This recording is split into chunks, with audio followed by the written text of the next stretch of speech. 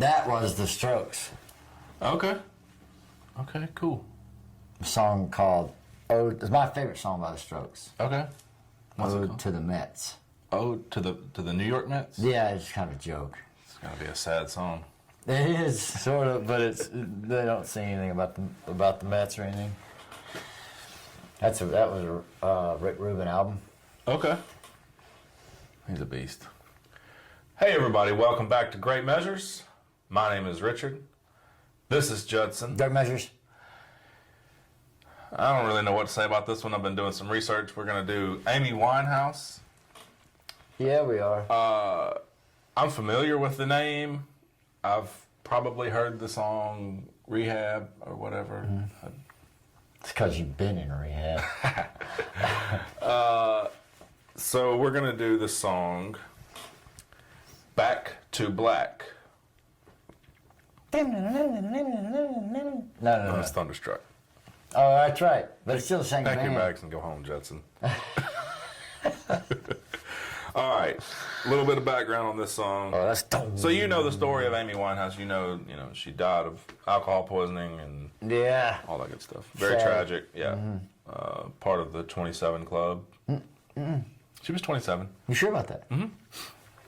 I mean, I don't think she's a part of that 27 Club, but Girl, she was like 33 when she died. no, she was 27. Okay. Trust me, I've been reading Well, I got all you. this stuff, and it's No, it's cool. it's so heavy. Yeah. Back to Black was written by Amy Winehouse and Mark Ronson, with the latter also serving as its producer. The track was recorded in 3 different studios: Whoops, sorry. Chung King Studios, Daptone Studios, both located in New York, and Metropolis Studios in London. The song was inspired by her relationship with Blake Fielder Civil. He had left Winehouse for an ex-girlfriend, leaving her going to black, which the listener may take to be drinking and depression. Black has sometimes been referenced as heroin, but this is inaccurate, as Winehouse's heroin use did not begin until after her later marriage to Fielder Civil. Back to Black was written in the key of D minor, yada yada yada. Did you just yada, yada, yada? I did. I went too far. I went further than I planned to go. Okay. All right. I don't know this song. I'm open to it. I like Amy Winehouse. Okay. She's a gangster, dude. Proceed, Richard.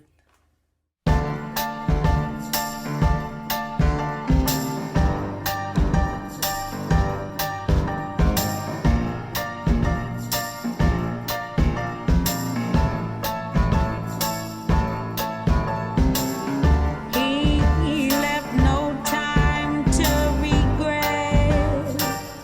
Kept his way with his same old safe bet.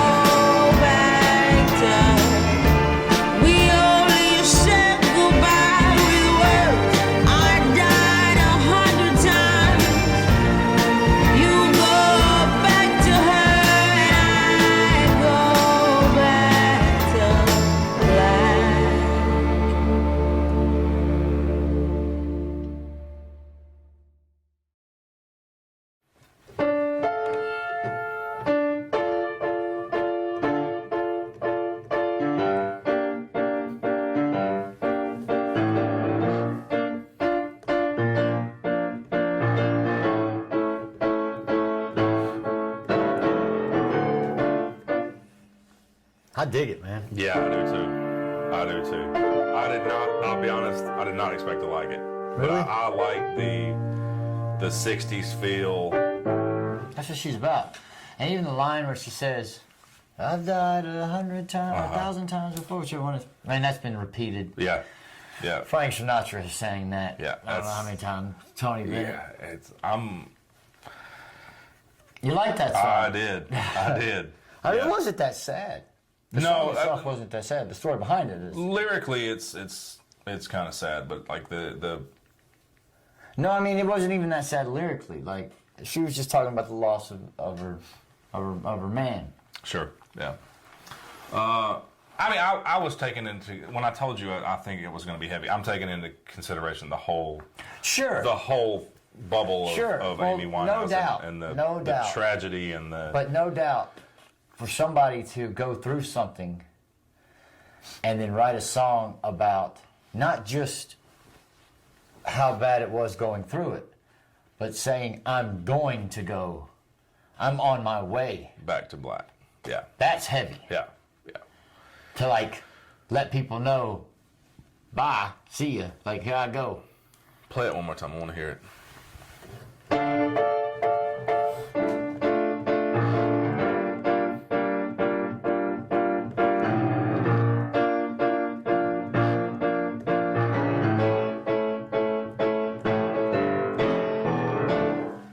It's good, man. Yeah. It's good. And she changes at one point and goes, and then goes,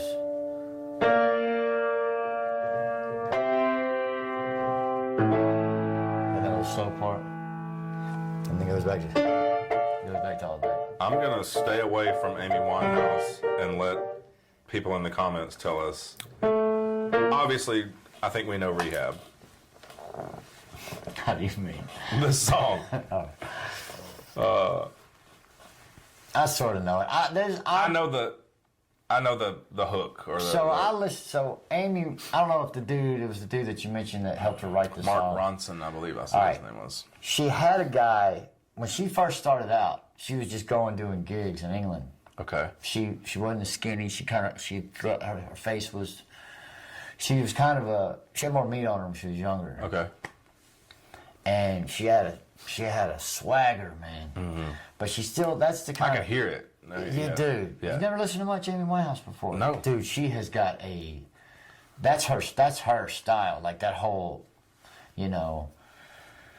take on the late 50s. Yeah, it's got a 60s. And got the hair all up yeah. and stuff. But she has got a swagger that's just sexy and gangster, I'm telling you. But anyway, back in the day, she'd play guitar, and her and this dude, I think they were in a relationship, and they did a lot of music together. And then she just got huge. I had never heard of her until the day she died. Really? 100%. I mean, the soundscape of that song right there, you could apply to, that's what she is. Yeah.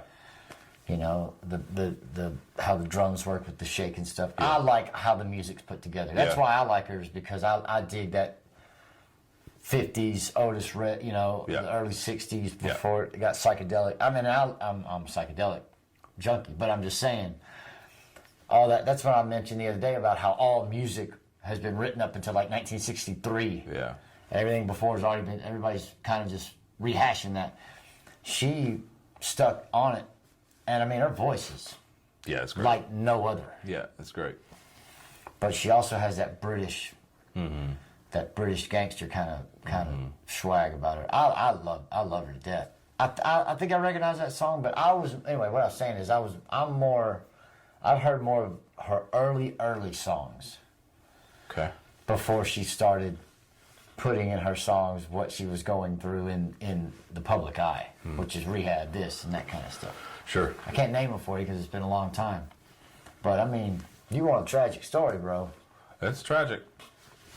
I remember that I was at work, and anytime I would get a break, I would scroll Twitter, and I remember it breaking that she had passed away, and I was like, I have no idea who that is. And then I remember looking through, and kind of doing a quick skim of her and her life, but I never really took a notion to listen to her music.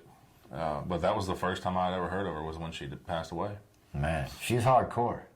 There's videos of her in Brazil singing. She at the end she had trouble even singing shows. She's pulling out little things out of her hair, and snorting, putting it back in her hair. I mean, she's out there. But I mean, that I can understand. Yeah, 100%. The drug thing, I can totally. Yeah. I know where she was in her depths and despair when she decided to check out. Yeah. And that's heartbreaking to me. Sure. But that's what I kind of meant with the whole.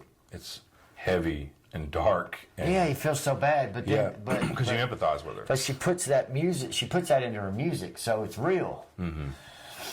You know? Yeah, I feel it. I definitely. I mean, how many people do you deal with in your job where you're like, y'all need to go to rehab, and they're like, no, no. Yeah. I mean, that's the chorus of that song. Yeah. So I mean, she's putting it in real time in her music as she went through it. Yeah. Which I have all respect for. For sure. But that's also something that gets you looked at and scrutinized and people say, oh, so, and then you have the weight of that. I think that's when it really ended up killing her, was she drank herself to death in a room. When she passed away, her blood alcohol levels were 0.416. Yeah. Which is... That's heavy. That's way up there. Yeah, it's way up there, but at that point she But her brother also said that he thinks that bulimia contributed to it. She was so skinny. She was out of her mind. But she was in there looking at, from what I understand, she was drinking herself crazy and looking online at comments about her. And it was just crushing her. She'd been through all these relationships. She'd been rehab a couple times. But she didn't want to do it like that. I think she won Grammys doing a show somewhere else and heard about it. And like they did like a little thing, and you know, she did her acceptance speech at another show, and she was healthy at that point. Yeah. She could have cleaned up. I mean, like could have. And her name is cool. Yeah. I tell you, she had this thing about her, this thing that I personally found just. I was into her thing. Yeah. When she blew up so big, you know, whenever somebody blows up, Mary says great, I tend to turn the other way. Sure. But early on, I heard about her touring in the northern part of England and just little clubs and stuff, and there was like a video about her that I saw, and I was hooked. Yeah. Dude, hooked on her thing. But rest in peace. It's also a nice little palate cleanser for you. Yeah. From the chaos that is metal sometimes, and the wear and tear it makes on your ears. Yeah, but you liked it. Yeah, I did. I'm please let us know where to go from here with Amy Winehouse. Preferably not rehab. It's all good though. Yeah, that song's it's got some cool swagger to it. Okay. Thanks for watching, everybody. That was Amy Winehouse, Back to Black. We are Great Measures. My name is Richard. This is Judson. Great Measures. Hope everybody has a wonderful day.